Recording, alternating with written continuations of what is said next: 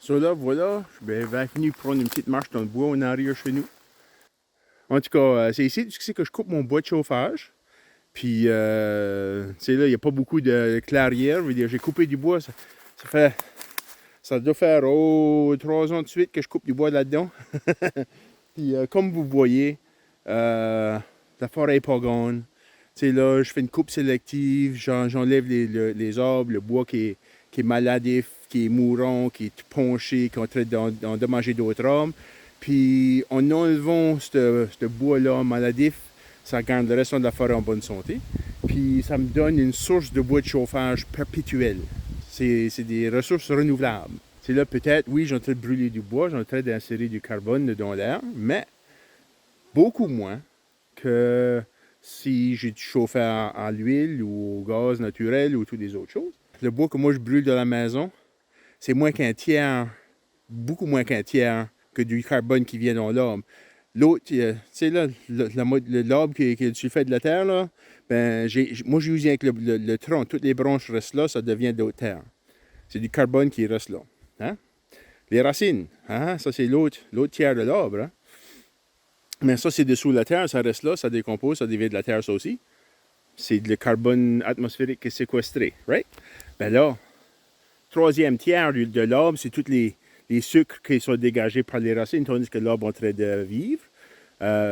Moi, si je coupe des arbres, des feuillus, ça ne tue pas l'arbre, ça le rajeunit juste, puis il va repousser de la même souche. Ça fait que l'arbre est encore en train de dégager ses sucres. Ça fait que 2 tiers ou du carbone qui vient de mon bois de chauffage reste dans la terre. J'utilisais avec une petite partie du carbone atmosphérique que l'arbre s'est utilisé.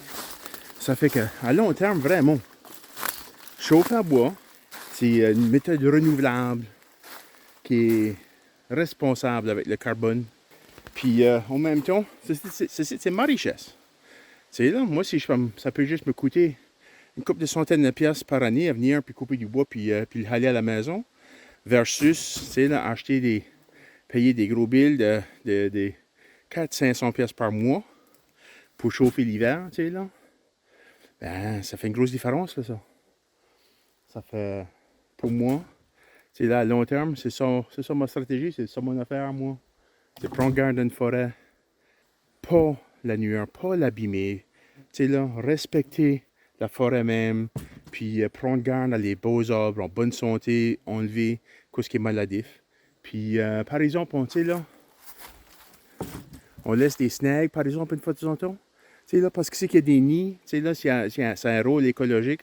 C'est pas de quoi que moi je voulais brûler dedans mon poêle à bois. Ça brûlerait, là, mais c'est comme il y a des bébites dedans. Mais anyways, mais par exemple, c'est que c'est de l'habitat. Tu sais, là, pour les oiseaux de toutes sortes, tu sais, là, toutes sortes de petits mammifères, puis tout ça, de faire de même. Ça fait que, tu sais, là, c'est quand même une forêt. C'est quelque chose que moi, j'en suis fier. J'appartiens à un terrain en bois. Puis, c'est ça que c'est, le style de vie d'entretenir une terre à bois, c'est que ça te fournit des produits renouvelables, de construction, de chauffage, comestibles. Il y a des champignons, des chanterelles, toutes sortes de choses qui poussent là-dedans. Tu sais, là, des herbes médicinales puis comestibles. Tu sais, là, il y a toutes sortes de choses dans une forêt. C'est ça les ressources, c'est la richesse qu'on a ici de Nouveau-Brunswick. Il faut qu'on connaisse ce que c'est qu'on a, puis ça va bien l'utiliser. En tout cas, ça c'est un petit 5 minutes de rant, 5-6 minutes de rant de ma part. So, je suis juste en train d'enjoyer une belle journée dans le bois. Puis là, j'ai engagé de la moule pour placoter. So, anyways, merci pour l'écouter. Ciao.